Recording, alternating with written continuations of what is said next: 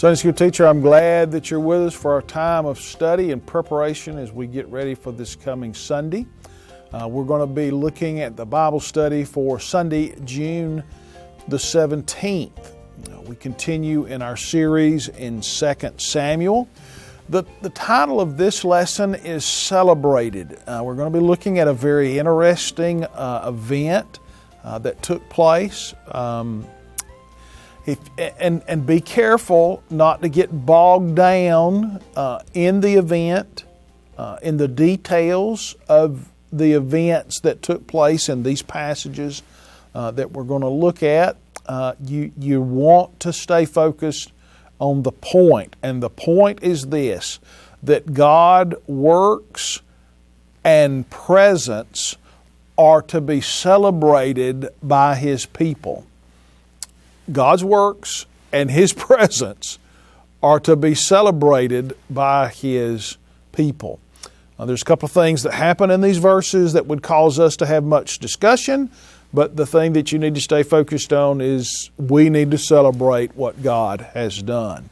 In this session, we're going to focus on David's transfer of the Ark of the Covenant back to Jerusalem, and we will be reminded of how appropriate it is for God's people to celebrate His works and His presence. But also, we need to be reminded that we are to do it God's way and not our way. And so let's look at these verses. 2 Samuel chapter 5, beginning in verse 9. David took up residence in the stronghold, which he named the city of David. He built it up all the way around from the supporting terraces inward. David became more and more powerful, and the Lord God of armies was with him. King Hiram of Tyre sent envoys to David. He also sent cedar logs and carpenters and stonemasons, and they built a palace for David. Then David knew that the Lord had established him as king over Israel and had exalted his kingdom for the sake of his people, Israel. After consolidating the power in Israel, after consolidating the nation, David captured the Jebusite city of Jerusalem. So when it says that he renamed it the city of David, that's his city. And he took over the city that had been established by the Jebusites. It is a stronghold. This is a city that the Jebusites had fortified. At least part of the city, probably about 12 acres in all, before David captured it. But his builders began an engineering project that included leveling hilltops that were around the city and building retaining walls to support the walls that they were building.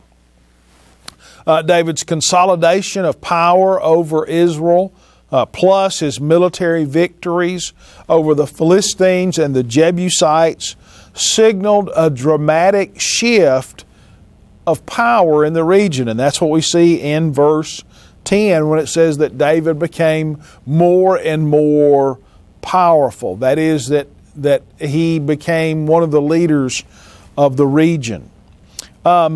Israel was no longer a weak, divided confederation of tribes, but now a powerful kingdom controlling the land bridge between Africa and Asia. This has always been a significant area of land.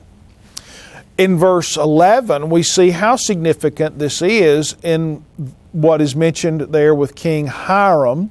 He was a Phoenician king.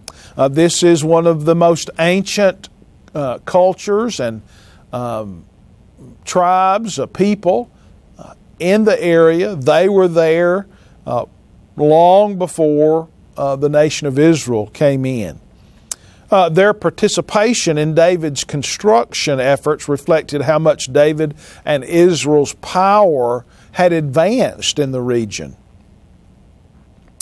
In verse 12, we see that the long process of David becoming king was not